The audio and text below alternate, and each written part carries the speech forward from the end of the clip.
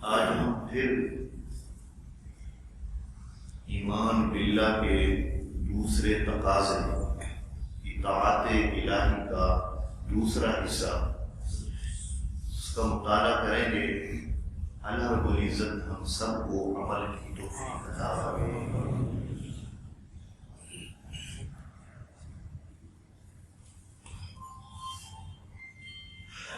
جیسا کہ ہم اپنی روزمرہ زندگی میں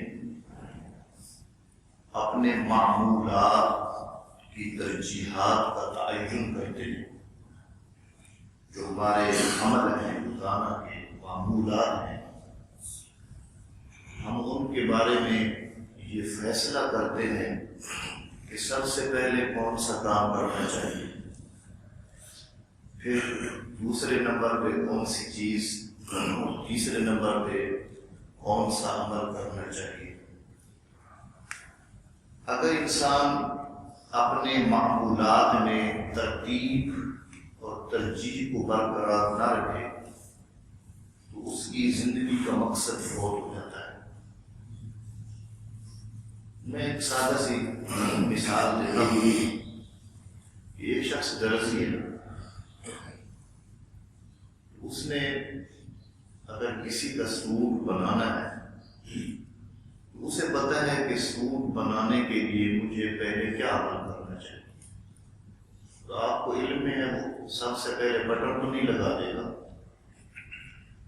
سب سے پہلے اس کی ناپ، کپڑا بھی پورا ہے کہ نہیں، پھر اس انسان کی کپڑوں کی ناپ کہ اس کا قد و قامت، طول و عرض کتنی ہے، اس کی ناپ لے گا، پھر سب سے پہلا عمل اس کی کٹنگ،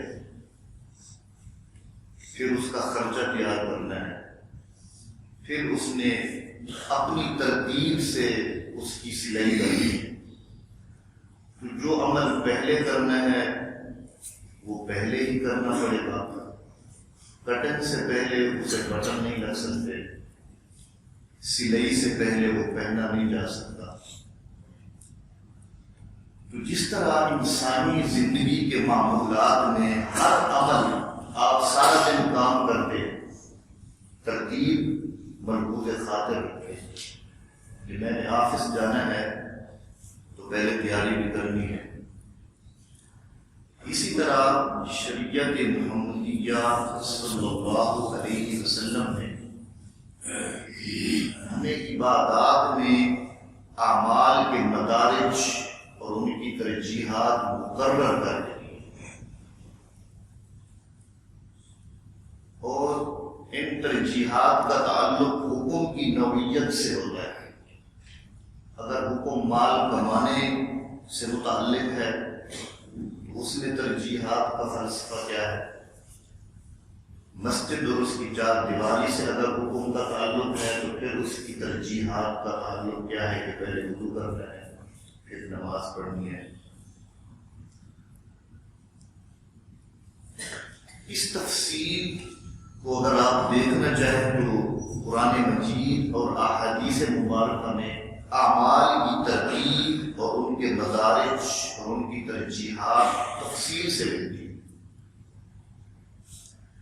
جس وقت اللہ رب العزت نے جس کام کو فرض قرار دے کر اس کی تعیین فرما دی، اس وقت اس کام کو کرنا ہزاروں نفل نماز پڑھنے اور ہزاروں روزے رکھنے سے وہ عمل افضل ہے۔ وہ فرض عمل بالکل مختصر کیوں نہ ہو، مثلا صبح کے 2 فرض ہیں،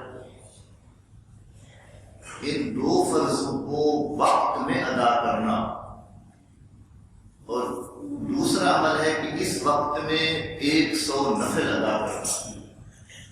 100 نفل کا وہ درجہ نہیں ہوگا آپ سارا دن لگے رہے جتنا صبح کی نماز کے 2 فرض کا درجہ ہے، وقت میں ادا کیے جانے۔ ظہر کے 4 فرض ہیں، آپ 12 ساڑھے 12 سے لے کر عصر کی نماز تک نوافل ادا کرتے رہے، ان کا کوئی ثواب نہیں ہوگا جب تک آپ 4 منٹ لگا کر 4 فرض ادا کر لیں۔ الغرض جس کام کو میرے رب نے اپنے بندوں پر فرض کیا ہے، اس کام کو، اس فرض کو اپنے وقت میں ادا کرنا ہزاروں لاکھوں نوافل ادا کرنے سے بہتر ہے۔ ایک روزہ اللہ رب العزت نے فرض کیا ہے رمضان المبارک کا، آپ اس کو چھوڑ دیں، اس فرض کے ترک کر دینے سے لاکھوں روزے بھی اس کی قضا نہیں بن سکتے، اس کا درجے کو نہیں پا سکتے۔ تو بہرحال فرض کی ادائیگی فرض کا درجہ رکھتی ہے اور نفل کی ادائیگی نفل کا درجہ رکھتی ہے۔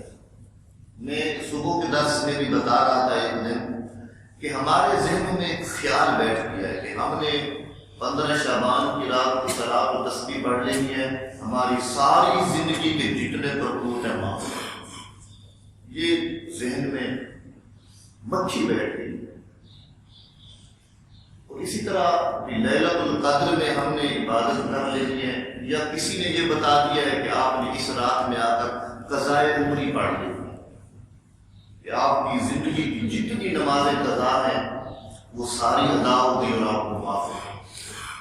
جو بعض لوگوں کے ذہن میں یہ ہے کہ آپ رمضان المبارک میں مدینہ پاک یا مکہ مکرمہ چلے گئے، اور کیونکہ وہاں ایک نماز کا ثواب 1,00,000 نماز کے برابر ہے، تو وہاں جا کے 10 دن آپ نمازیں پڑھ لو تو پھر ضرب لگا لو، پھر آپ کی زندگی اتنے دن نہیں ہوگی جتنا آپ کی نمازیں بن گئے۔ وہ اللہ کا فضل ہے، وہاں عطا ہوتا ہے، لیکن فرض کی ادائیگی آپ کو یہ 2 نفل ادا کرنے سے معاف نہیں ہو جائے گی، آپ کی بالترتیب اس کی قضا کرنی پڑے گی۔ نمازوں کی معافی کا طریقہ یہی ہے کہ انسان اس کی اللہ رب العزت سے معافی مانگتا ہے، تو اس کو معافی مانگنے سے وہ معاف نہیں ہو جائے گی۔ اس کا یہ ہے کہ عرض کرے میرے مالک جو چھوٹ گئی ہے میں ان کو دوبارہ پڑھتا ہوں، عزم مصمم کے ساتھ کہہ دے اور شروع کر دے۔ اگر جو اس نے 2 دن ادا کی اور اس کی ڈیتھ ہو گئی، فوت ہو گیا، تو اللہ رب العزت پھر اگلی 15-20 سالوں کی نمازوں کو معاف کرے، پھر انسان تحیہ کر کے چلے سے اس راستے۔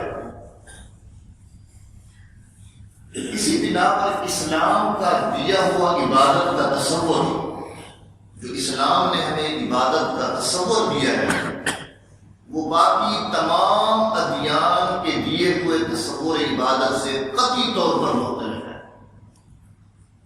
عبادت کا تصور مذہب یہودیت نے بھی دیا ہے، عبادت کا تصور مذہب عیسائیت نے بھی دیا ہے، اور باقی جتنے خود ساختہ مذاہب ہیں وہ اپنی اپنی فکر کے مطابق، اپنی اپنی سوچ اور وضع کردہ اصول قوانین کے مطابق عبادت کرتے ہیں۔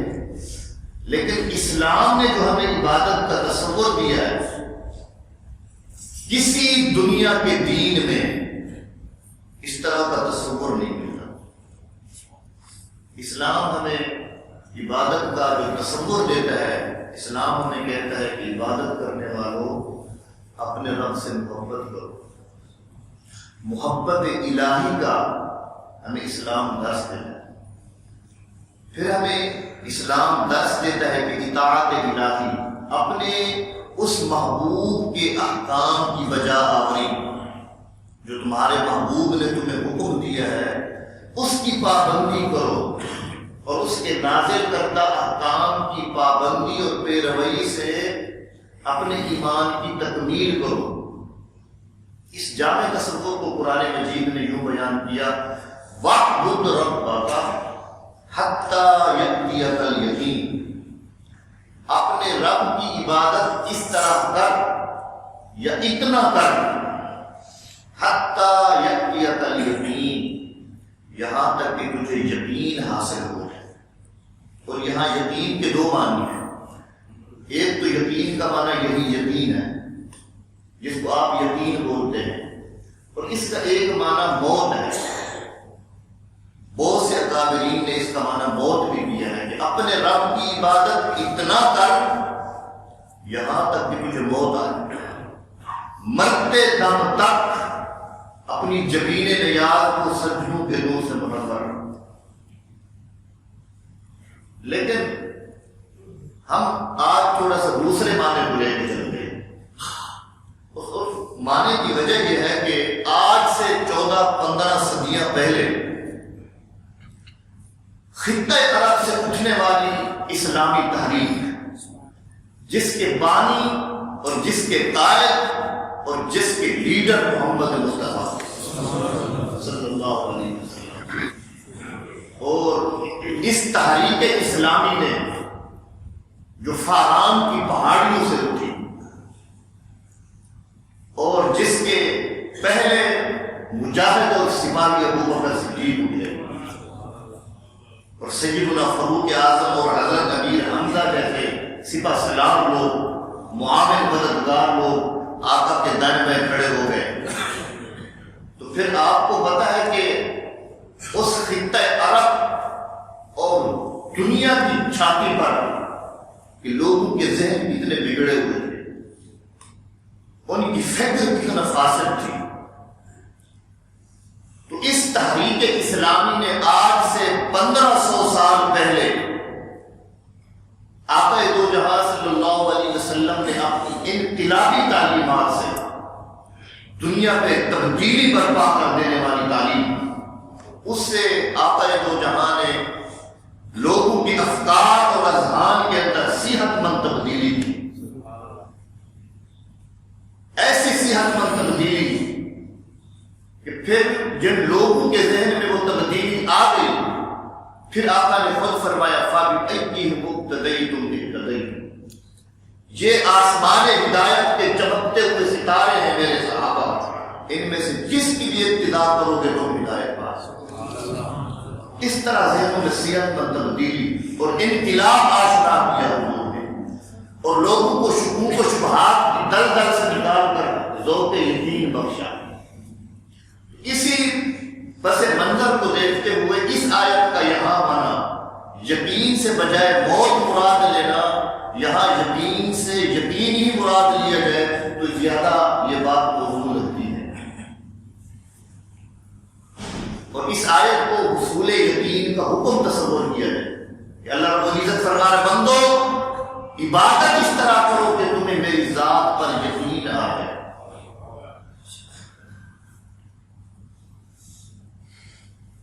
تو اگر یہ معنی مراد لیا جائے تو آیت کے سیاق و سباق سے مناسبت بھی برقرار ہے اور آیت کی تمام تر معنوی حیثیت بھی برقرار ہے. اس کو ہم تھوڑا سا سمجھنے کے لیے ایک بات اور سمجھ لیتے ہیں. ایمان آخری حالت کا نام کیا ہے؟ یہ بات ہم نے سمجھنی ہے کہ ایمان جو ہمارے اندر موجود ہے اس کی آخری حالت کا نام کیا ہے؟ تو اس کی آخری حالت کا نام ہے ایمان، یقین. جب کسی مومن کا ایمان درجہ یقین کو پہنچتا ہے تو پھر اس مرد مومن کو ایمان کامل کے نام سے پکارا جاتا ہے.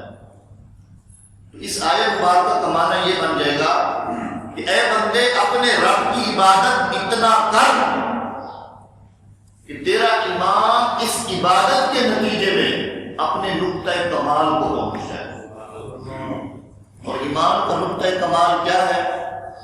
کہ بندہ مومن اپنے اس وصف کی، اپنی اس صفت کی اتنا تکمیل کرے کہ جس سے اس نے اپنے ایمان کا آغاز کیا تھا، یعنی ایمان بالغیب، اس کو اتنا پروان چڑھائے عبادت اور مجاہدہ کے ذریعے کہ اس کا ایمان بالغیب ایمان باللہ بن جائے. میں اس کو مزید تھوڑا سا واضح کر دیتا ہوں. اللہ رب العزت نے فرمایا الذین یؤمنون بالغیب، ایمان کی ابتدائی حالت بیان ہوئی. متقین کون ہے؟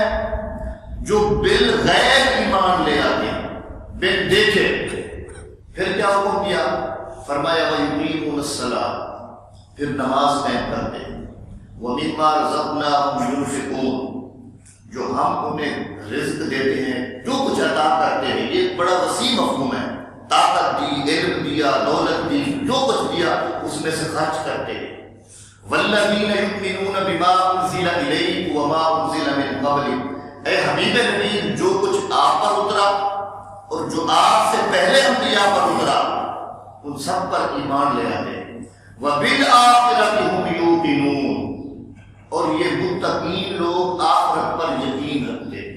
اب یہاں پہ غور کریں، سب سے پہلے حکم دیا اس آیت مبارکہ میں کہ لوگوں ایمان بالغیب حاصل کرو، پھر درمیان میں عبادات کا ذکر آ گیا، پھر فرمایا کہ عبادت اور اطاعت اور اللہ کی بندگی اور اس کے احکام کی پابندی اور پیروی سے اپنے ایمان کو درجہ کمال تک پہنچانے کی کوشش کرو، اور پھر آخر میں فرمایا کہ اس عبادت کے نتیجے میں ایمان والوں کو آخرت پر یقین حاصل ہوتا ہے۔ تو ایمان کا ابتدائی درجہ ایمان بالغیب ہے، اور اس کا آخری نقطہ وہ ایمان اور یقین ہے جو انسان کو عبادت کے ذریعے حاصل ہوتا ہے۔ کسی کو پہلے دن ایمان بالغیب سے ایمان باللہ نہیں بنتا، کسی کا ایمان بالغیب سے یقین کے درجے تک ایمان کو پہنچانے کے لیے درمیان میں دیکھ بھال کرنی پڑتی ہے، عبادت کے ذریعے، مجاہدہ کے ذریعے، نماز، اطاعت، بندگی، اللہ کو عزت کے احکام کی پابندی اور پیروی سے انسان کا جو ایمان بالغیب ہے وہ ترقی کرتا ہے، وہ آگے بڑھتا ہے، سیڑھیاں چڑھتا ہے، پھر وہ اپنے نقطہ کمال کو پہنچتا ہے، اور وہ ہے یقین۔ اور یہی فلسفہ سورۃ الحجر کی آیت میں بیان ہوا ہے، وَاعْبُدْ رَبَّكَ حَتَّىٰ يَأْتِيَكَ الْيَقِينُ، کہ اے بندہ مومن اپنے رب کی عبادت اتنا کر کہ تجھے رب کی ذات پر اور اس کے بتائے ہوئے احکام کے نتیجہ پر تجھے پختہ یقین حاصل ہو، یا پھر اے بندے اپنے رب کی عبادت اتنا کر کہ تیری عبادت تجھے یقین کی وہ منزل عطا کر دے جو کسی کو بلا حجاب دیکھنے سے ہی ہوتا ہے۔ میں آپ کے سامنے ہوں، آپ میرے سامنے ہیں، تو جو دیکھنے سے یقین ہو رہا ہے وہ سننے سے نہیں ہوتا۔ کوئی آپ کو بتائے کہ مسجد میں اتنے آدمی بیٹھے ہیں، اگرچہ آپ کو یقین ہوگا، لیکن جو کیفیت دیکھنے سے آتی ہے وہ سننے سے نہیں آتی۔ تو عبادت انسان کے ایمان بالغیب سے ہٹا کر اسے یقین پر لے جاتی ہے، ایمان بالغیب سے اٹھا کر اسے ایمان باللہ پر لے جاتی ہے۔ اسی بنا پر جو میں آج بات عرض کرنا چاہتا ہوں وہ یہ کہ عبادت کا ایک وسیع مفہوم ہے۔ یہاں پر عبادت کو فقط نماز، فقط روزے اور دیگر عبادات کے ساتھ پابند کر لینا، محدود اور مقید تصور کر لینا، یہ بہت بڑی غلطی ہوگی، کیونکہ پھر ایسی صورت میں مانا یہ نکلے گا کہ گویا قرآن انسانوں سے یہ تقاضا کر رہا ہے کہ وہ اپنی آئینی زندگی، ازدواجی زندگی، معاشرتی زندگی، سماج کی زندگی اور اقتصادی زندگی کے تمام معاملات سے کٹ کر وہ جنگلوں میں نکل جائے، بیابانوں میں نکل جائے۔ اگر یہ بات درست ہو تو پھر اس کا مطلب یہ نکلے گا کہ اسلام در پردہ لوگوں کو رہبانیت کی تعلیم دے رہا ہے، اور اسلام نہ رہبانیت کے نظام کو چاہتا ہے نہ اسے پسند کرتا ہے، بلکہ اس عبادت کا وسیع تر مفہوم یہاں پر مراد ہے۔ وَاعْبُدْ رَبَّكَ حَتَّىٰ يَأْتِيَكَ الْيَقِينُ کا یہ معنی ہرگز نہیں کیا ہے کہ انسان جنگلوں میں نکل جائے اور گاؤں میں بیٹھ کر اللہ اللہ کہتا ہے اور باقی سارے معاملات سے جان چھڑا کے بیوی بچوں سے ہٹ کر، کاروبار سے ہٹ کر صرف اللہ اللہ کرتا ہے۔ عبادت کا یہ مفہوم نہیں ہے۔ جہاں قرآن مجید جس نقطے کی طرف ہمیں لے کے جا رہا ہے گزر ایسے مختلف ہے۔ اس آیت کے مفہوم کو صحیح سمجھنے کے لیے ہمیں پھر اپنی روزمرہ زندگی پہ غور کرنا ہوگا۔ دیکھیے، میں بتا رہا تھا کہ تیراکی ایک فن ہے، تیراکی پانی میں تیرنا ایک فن ہے۔ اگر آپ کا جی چاہے کہ میں تیراکی سیکھوں تو اس پر آپ کو بے شمار کتابیں مل جائیں گی اور بے شمار لوگ بتانے والے مل جائیں گے۔ دریا کے کنارے پر چلے جو آپ کو بتائیں گے کہ تیرنا ہے تو یوں ہاتھ مارنے ہیں اور یہ عمل اور یہ مراحل سے آپ کو گزرنا پڑے گا، لیکن محض کسی کتاب سے پڑھ کر اور محض کسی سے سن کر آپ فن تیراکی کے ماہر نہیں بن سکتے۔ اگر آپ فن تیراکی میں ماہر اور یقین کا درجہ حاصل کرنا چاہتے ہیں تو آپ کو بالفعل کسی تالاب میں کودنا پڑے گا، ہاتھ کو مارنے پڑیں گے، اور وہاں کچھ دیر آپ ڈوبیں گے، کچھ دیر تیریں گے، پھر تیرتے تیرتے ڈوبیں گے، پھر ڈوبتے ڈوبتے پھر اٹھیں گے۔ تو جب تک آپ فن تیراکی میں یقین اور مہارت تام حاصل کرنا چاہتے ہیں تو جب تک آپ اس کے تربیتی مراحل سے نہیں گزرتے، تجرباتی اور عملی مراحل سے نہیں گزرتے، آپ کسی فن میں بھی ماہر نہیں بن سکتے، آپ اس فن میں یقین نہیں آ سکتا۔ تو گویا یقین کی کیفیت حاصل کرنے کے لیے انسان کو تجرباتی مراحل سے گزرنا پڑتا ہے۔ یہاں پر یہ بھائی ڈرائیور بیٹھے، انہیں پوچھو کہ کوئی کاپی پہ آپ کو پڑھا دیا جائے کہ ڈرائیور ایسے ہوتی ہے، آپ پڑھ لیں گے، سمجھ لیں گے، لیکن جب تک آپ اسٹیئرنگ پکڑ کے اس کو تجرباتی مراحل سے نہیں گزرتے، آپ ٹریفک کے اصول سے نہیں گزرتے، آپ اس فن میں ماہر نہیں ہو سکتے۔ اگر چلائیں گے تو خطا ہو گئے۔ تو کوئی بھی فن ہو دنیا کا، اس میں یقین کا درجہ تب حاصل ہوتا ہے کہ جب انسان اس فن کے تربیتی مراحل سے گزرے، تجرباتی اور عملی مراحل سے گزرے۔ تو اب آیت مبارکہ کی طرف آئیے۔ اللہ رب العزت نے فرمایا وَاعْبُدْ رَبَّكَ حَتَّىٰ يَأْتِيَكَ الْيَقِينُ۔ اس آیت کے ضمن میں اللہ رب العزت اپنے بندوں کو یہ درس دے رہا ہے، اے بندہ مومن، جس ہستی پر تو بن دیکھے ایمان لے آیا ہے، جس ہستی کو بن دیکھے اس کے نام سے برکت حاصل کرتا ہے، رب رب کرتا ہے، اور بن دیکھے اللہ کی ضربے لگاتا ہے، اب آپ اس ہستی جس کو بن دیکھے تو مانتا ہے، اس کے احکام کی پابندی کر، اس کی اطاعت اور اس کی بندگی اور اس کی عبادت کو اپنی زندگی کا شعار بنا لے، اور یوں کہ اپنے اوپر عبادت کو اس طرح لازم کر کہ تم خطرات سے الجھو لیکن حق پر ثابت قدم رہو، تم باطل کو کلیتاً ترک کر دو اور حق اور صداقت کو اپنے سر کا تاج بنا لو، اور تم اپنے آپ کو زندگی کی کیفیات میں خود کو گم کر دو اور زندگی کے ایسے کیف سے آشنا ہو جاؤ، کبھی حالات سے نہ اٹھ آزمائی میں، کبھی تیرو کبھی ڈوبو، کبھی مشکلات کا سامنا کرو تو کبھی آسانیوں کا سامنا کرو، کبھی دھوپ میں چلنا سیکھو تو کبھی چھاؤں اور سائے میں بیٹھنا سیکھو، کبھی مسائل اور آلام کے پہاڑوں سے ٹکرانا سیکھو تو کبھی آسانی کی زندگی گزارنا سیکھو، کبھی میرے عمل پر عمل کرتے ہوئے دکھائی دیو اور کبھی میری منہی انہوں سے رکتے ہوئے دکھائی دو، اور جب تم میرے ہر عمل پر عمل کرو گے، ہر میری نہی پر تجربہ کرو گے، تمہیں پتہ چل جائے گا الصدق ینجی والکذب یہلک، تمہیں پتہ چل جائے گا کہ میں نے سچ کا حکم دیا تھا، سچ میں یقیناً نجات ہے، میں نے جھوٹ سے بچنے کا حکم دیا تھا، یقیناً جھوٹ کے ارتکاب میں ہلاکت ہے، میں نے کہا تھا پورا توڑا کرو رزق میں برکت آئے گی، کم نہ توڑا کرو، کم توڑنے سے رزق میں بے برکتی آئے گی، تم نے پورا توڑ کر بھی دیکھ لیا یقیناً برکت آتی ہے، کم ناپ کر بھی دیکھ لیا کہ یقیناً نحوست آتی ہے، تم نے سچ بول کر بھی دیکھ لیا کہ یقیناً سچ میں نجات ملتی ہے، تم نے جھوٹ بول کر بھی دیکھ لیا کہ یقیناً جھوٹ ہلاکت کے گڑھے میں دھکیلتا ہے۔ جب میرے عمل اور میرے نہیں کا یہ نتیجہ تجربہ اور مشاہدہ کے طور پر تمہاری آنکھوں کے سامنے آ جائے گا، پھر تم بن دیکھے کہو گے کہ ہاں یہاں بیٹھا ہوا، پھر بن دیکھے میری ذات پر یقین آ جائے گا، تم کہو گے بے ساختہ ہاں کوئی عرف والا ذات ہے، کوئی ایسی کریم اور سخی ذات ہے، کوئی رب ایسا ہے جس کے احکام کی پابندی میں نجات ہے اور جس کی منہی عنہ کے ارتکاب میں ہلاکت اور تباہی۔ تو جب انسان تجربے سے نہیں گزرتا جاتا، آپ عبادت کر کے دیکھو تو جو ایمان کی کیفیت آج ہے آپ کی، آپ ایک مہینہ لگاتار عبادت کر کے دیکھ لو، پھر ایمان کی کیفیت اور دیکھ لیں۔ اس کے اندر یقین کی کیفیات نظر آئیں گی. اور یہاں پر تھوڑا سا عبادت کا مفہوم بھی سمجھیں. عبادت کا اصلی اور لغوی معنی کیا ہے؟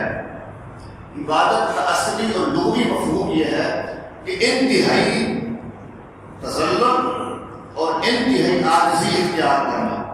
اور اسی سے ایک لفظ عبودیت بھی بنا. عبودیت کا مطلب یہ ہے کہ بندہ خود کو بارگاہ الوہیت میں نہایت عاجز، نہایت مسکین اور سر بسر بے بس اور بے حد ذلیل سمجھے. اور اسی احساس بندگی کا نام عبادت ہے. بارگاہ الوہیت میں اسی احساس بندگی کا نام عبادت ہے. یہ تو تھا عبادت کا اور عبودیت کا لغوی اور اصلی مفہوم. لیکن اس کی اگر عملی شکل دیکھنی ہو کہ اگر کوئی بندہ اپنے آپ کو اپنے رب کا بندہ اور نوکر ہونا یوں ثابت کرے کہ جس کام سے مالک نے منع کر دیا ہے زندگی بھر اس کام سے رکا رہے، اور جس کام کے کرنے کا اس مالک نے حکم دیا ہے تاکہ مزید یکساں ذوق اور شوق کے ساتھ اسی طرح اس کام کی طرف بڑھتا رہے. وہ اوامر، وہ نواہی، ان کا تعلق خواہ مسجد اور اس کی چار دیواری سے متعلق کیوں نہ ہو، خواہ اس کا تعلق ہسپتالوں کی زندگی سے متعلق کیوں نہ ہو، خواہ ان کا تعلق مکتب اور مدرسہ کی زندگی سے متعلق کیوں نہ ہو، اور اس کا تعلق حکومتی معاملات اور ریاستی معاملات سے کیوں نہ ہو. الغرض زندگی کے جس شعبے میں شریعت نے جس ڈھنگ سے زندگی گزارنے کا حکم دیا ہے، انسان اس ڈھنگ سے زندگی گزارتا جائے، یہی اس کی عبادت ہے، یہی اس کی بندگی ہے. مثلا قرآن مجید سے بہت سی مثالیں ملتی ہیں اس کی. ایک شخص حاکم ہے، لوگوں کا حکمران ہے. اللہ رب العزت نے فرمایا وَإِنْ حَكَمْتَ فَاحْكُمْ بَيْنَهُمْ بِالْقِسْطِ کہ اگر تو لوگوں کا حاکم ہے تو پھر لوگوں کے درمیان عدل و انصاف کے ساتھ فیصلہ کر. اور اسی طرح اللہ رب العزت نے فرمایا وَإِذَا حَكَمْتُمْ بَيْنَ النَّاسِ أَن تَحْكُمُوا بِالْعَدْلِ جب تم لوگوں کے حاکم بنائے جاؤ تو پھر لوگوں کے درمیان عدل و انصاف کے ساتھ معاملہ قائم کرو. انصاف اور عدل کا معاملہ رکھو. اگر کوئی حاکم اللہ رب العزت کی اس آیت پر عمل کرتے ہوئے اپنی رعایا کے درمیان عدل و انصاف کا معاملہ کرتا ہے اور ظالم کو ظلم سے روکتا ہے، مظلوم کی داد رسی کرتا ہے، چور کو چوری سے، ڈاکو کو ڈاکہ زنی سے، الغرض وہ اپنے رعایا کی جان کی حفاظت کرتا ہے، اس کے مال کی حفاظت کرتا ہے، ان کے کاروبار اور دکان کی حفاظت کرتا ہے، تو ایسا حاکم دیکھنے میں وہ دنیاوی زندگی بسر کر رہا ہے، در حقیقت وہ اللہ کی عبادت کر رہا ہے. در حقیقت وہ اللہ کی عبادت کر رہا ہے. وہ سر بسر دنیاوی زندگی بسر کر کے اللہ کا محبوب بنا ہے.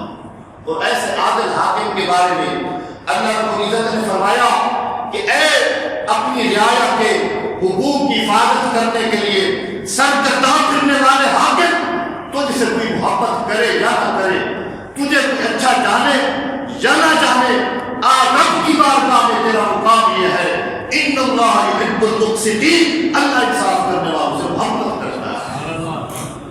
اللہ انصاف کرنے والوں سے محبت کرتا ہے اور اس کا بہت اونچا درجہ ہے. حدیث مشکات شریف کی ہے، آقا علیہ الصلوۃ والسلام نے فرمایا سبعۃ یظلھم اللہ فی ظلہ یوم لا ظل الا ظلہ. آقا دو جہاں نے ارشاد فرمایا 7 شخص ایسے ہیں جس دن کوئی سایہ نہ ہوگا، جس دن کوئی آرام اور سکون نہیں ہوگا. قیامت کے دن چلچلاتی دھوپ میں اور سوا نیزے پہ سورج اور تانبے کی زمین پر جب کسی پر کوئی سایہ نہ ہوگا، 7 خوش نصیب ایسے لوگ ہیں جن پر اللہ کے عرش کا ٹھنڈا سایہ ہوگا. اور وہ 7 شخص کون ہیں؟ ان میں پہلے نمبر پر آنے والا جو خوش نصیب انسان ہے فرمایا امام عادل، وہ عادل بادشاہ جس نے اپنی زندگی کو عبادت عدل سے قائم رکھا ہے، اپنی سیرت کو عدل سے مزین رکھا ہے.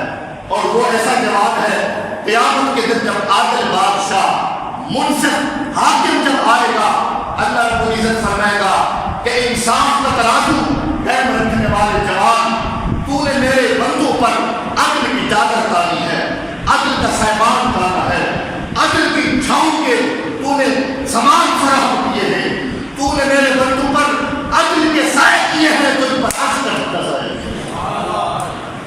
اور اسی طرح اگر کوئی شخص طبیب ہے، کوئی شخص طبیب ہے، حکیم ہے، اور وہ ساری رات ایک طرح کے کوئی مریض کے سرانے رات گزار دیتا ہے اور اس کی زندگی بچانے کے لیے رات کو کچھ حصہ بسر کر دیتا ہے اور اپنے سارے فن و ہنر عمل میں لاتا ہے کہ کسی طرح اس انسان کی زندگی بچ جائے، کسی طرح اس کے پیٹ کا درد ختم ہو جائے، کسی طرح اس کو سکون کی دولت میسر آ جائے، تو جو طبیب کراہتے ہوئے مریض کے سرانے ساری رات ڈیوٹی دیتا رہتا ہے، لوگ سمجھتے ہیں دنیا کما رہا ہے، میں کہتا ہوں سب سے بڑی عبادت کر رہا ہے۔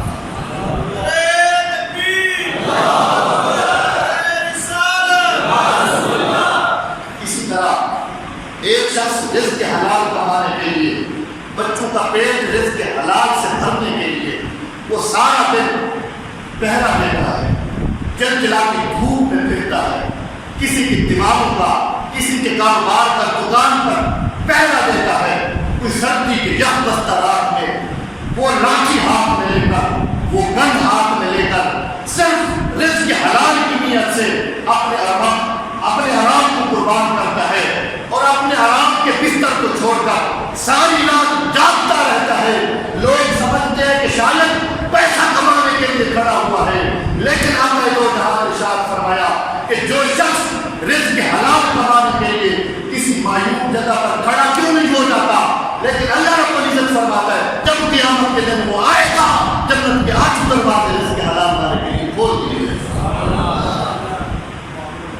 عبادت کا وسیع مفہوم ہے، عبادت صرف نماز روزے سے بات نہیں ہے۔ ہم آپ آئے ہیں نماز روزے کے بہانے سے مسجد میں، تو میں یہ عرض کر رہا ہوں لوگوں عبادت کو صرف روزے کے ساتھ مختصر سمجھیں۔ روزہ بے شک عبادت ہے، روزے کو صرف نماز، عبادت کو صرف نماز کے ساتھ پابند نہ کرو۔ کوئی شخص کہے کہ میں تو نمازی ہوں، میرے تو گناہ ہے نہیں، کوئی شخص کہے میں تو روزے دار ہوں، میرے تو گناہ ہے نہیں، کوئی شخص کہے میں تو بڑا حاجی ہوں، میرے تو گناہ ہے نہیں۔ اللہ کے بندے ایک دامن کو پکڑ لیا ہے، باقی سارے دامن چھوڑ دیے، رزق حلال کا دامن بھی لیا اور عدل و انصاف کا دامن بھی لیا اور اپنی ڈیوٹی کرتے ہوئے فرائض کو سر انجام دینے کا دامن بھی چھوٹ گیا اور بیوی کے ساتھ حسن سلوک بھی نہیں، بچوں کے ساتھ بھی حسن سلوک نہیں، پڑوسیوں کے ساتھ بھی حسن سلوک نہیں، افسروں کے ساتھ بھی حسن سلوک نہیں، مزدوروں کے ساتھ بھی حسن سلوک نہیں۔ البتہ باقی سارے دامن چھوڑ کر صرف نمازی بن جانے سے انسان متقی نہیں بنتا۔ ہاں اللہ رب العزت نے زندگی کے جس شعبے میں جس ڈھنگ سے زندگی گزارنے کا حکم دیا ہے، بندہ اس ڈھنگ سے زندگی گزارتا جائے، سب سے بڑا عبادت گزار۔ کوئی شخص ناپ توڑ کے عمل پر مقرر ہے، آپ بندوں کی ناپ توڑ کا موسم آ گیا ہے، بڑے بڑے لوگ مقرر ہوتے ہیں اس کے ناپنے اور تولنے پر، لیکن حاکم اپنے مالک کو خوش کرتے ہیں کہ تو نے رقم تو ادا کی تھی 100 من کی، تو نے رقم تو ادا کی تھی 1 ٹن کی، میں نے 1.25 ٹن کر دیا ہے، تو نے 100 کی رقم ادا کی تھی، میں نے 100 کر دیا ہے۔ اللہ کے بندے نادان ایک انسان کی خوشی حاصل کرنے کے لیے تو اس کو دھوکہ دے رہا ہے، دنیا کی زندگی تو تیری دیکھنے میں اچھی ہو جائے گی لیکن تیری قبر کا ریویو ہے۔ زندگی کے ہر شعبے میں انسان کو نظر رکھنی چاہیے کہ میں طبیب ہوں تو مجھے کس طرح کرنا چاہیے، میں حاکم ہوں تو مجھے کس طرح کرنا چاہیے، میں رعایا ہوں تو میرے فرائض کیا ہیں، اور اگر ایک تھانے کا SHO ہے تو اس کے فرائض کیا ہیں، اگر ڈپٹی کمشنر ہے تو اس کے حقوق کیا ہیں، اس کے ساتھ رعایا کا کیا برتاؤ ہونا چاہیے اور اس کا رعایا کے ساتھ برتاؤ کیا ہونا چاہیے۔ ہر چیز کا تخت سے لے کر جوتوں کو ٹانکے لگانے تک محمد مصطفیٰ نے ہر ڈھنگ سے ہر کردار کو طریقہ سکھا دیا ہے کہ اگر تخت پر بیٹھے ہو تو کیا کرنا ہے، اگر تم فٹ پاتھ پر بیٹھے ہوئے جوتوں کو پالش اور ٹانکے لگاتے ہو تو کیا کرنا چاہیے۔ وقت اوپر ہو رہا ہے، آخری آیت سے میں بات ختم کرتا ہوں۔ اس آیت نے انسانی زندگی کے ہر شعبے کو فرمایا لیس البر ان تولوا وجوهكم قبل المشرق والمغرب ولكن البر من آمن بالله واليوم الآخر والملائكة والكتاب والنبيين وآتى المال على حبه ذوي القربى واليتامى والمساكين وابن السبيل والسائلين وفي الرقاب وأقام الصلاة وآتى الزكاة والموفون بعهدهم إذا عاهدوا والصابرين في البأساء والضراء وحين البأس أولئك الذين صدقوا وأولئك هم المتقون. اللہ کو عزت نے فرمایا نیکی لوگوں کو صرف یہ نہیں ہے کہ تم مشرق یا مغرب کو قبلہ سمجھ کر اسی کی طرف رخ کر دو. نہیں، من آمن باللہ، اللہ پر ایمان لے، آخرت پر ایمان لے، فرشتوں پر ایمان لے، کتابوں پر ایمان لے، نبیوں پر ایمان لے، اور مال محبوب ہونے کے باوجود یتیموں کو دو، مسکینوں کو دو، مسافروں کو دو، بیواؤں کو دو، اور ذوی قربیٰ کو دو، حقیقی حقداروں کو دو، ذوی قربیٰ پڑی غریبوں کو دو. والموفون بعهدهم اذا عاهدوا، جس کے ساتھ جو وعدہ کیا اس کو پورا کرو. اور حالت جنگ ہو یا حالت امن ہو، حالت تنگی ہو یا حالت آسانی، ہر وقت میں اللہ کے مجاہد بندے بن کے رہو، اپنے حقوق کو ادا کرتے رہو. اولئک الذین صدقوا، یہی سچے مومن. اس آیت میں زندگی، انسانی زندگی کا کوئی شعبہ ایسا نہیں چھوڑا جس کو رہنے دیا ہو اور اس کے حقوق اور اس کا طرز عمل قرآن نے متعین نہ کیا ہو. قرآن یہ کہتا ہے کہ جب تم اللہ کی بندگی اور سچی عبادت کا تقاضا گلے میں ڈال کر چلو گے، سچی حقیقی عبادت کرو گے، اپنی زندگی کے ہر شعبے پر نظر رکھو گے، پھر تمہارا مقام یہ ہوگا وَسَخَّرَ لَكُم مَّا فِي السَّمَاوَاتِ وَمَا فِي الْأَرْضِ جَمِيعًا مِّنْهُ، پھر تمہارا مقام یہ ہوگا جو کچھ میں نے پیدا کیا ہے کائنات کی ہر چیز تمہارے تابع ہے. پھر تم پتھروں پر اشارہ کرو گے تو پتھر پھٹنے لگیں گے. پھر تم درختوں کو اشارہ کرو گے تو درخت تمہاری اطاعت کرنے لگیں گے. پھر تم کسی مریض کو دم کرو گے تو اس میں صحت رکھ دوں گا. پھر تمہیں مرجع خلائق بنا دیا جائے گا. پھر دکھوں کی، پریشانیوں کی حل تمہارے آستان پر ہوگی. پھر لوگ اپنی منتیں مرادیں لے کر تمہاری تحلیل پر آئیں گے. تم میری بارگاہ میں التجا کرتے جاؤ گے. وَلَئِنْ أَسْتَعَانَنِي لَأُعِيذَنَّهُ، اگر تم مجھ سے کسی کی پناہ مانگو گے اس کو پناہ عطا کر دوں گا. اگر کسی کے لیے دعا مانگو گے، جو کچھ مانگو گے، جتنا مانگو گے، جہاں مانگو گے، جس کے لیے مانگو گے، تمہارا دامن عبادت ہے. عبادت میں یہ وسیع تر مفہوم ہے. صرف نماز روزہ عبادت نہیں ہے. اپنی زندگی کے ہر شعبے پر، سیاست میں ہو، معاشرت میں ہو، معاشی زندگی ہے، سیاسی زندگی ہے، اقتصادی زندگی ہے، جس جھاگ میں ہو، جس طریقے پر ہو، اس میں کڑی نظر رکھو. کیا میں اپنے حقوق کی خلاف ورزی نہیں کر رہا ہوں؟ کیا میں اللہ کے دیے ہوئے قانون کے مطابق زندگی بسر کر رہا ہوں؟ اس سے ہٹ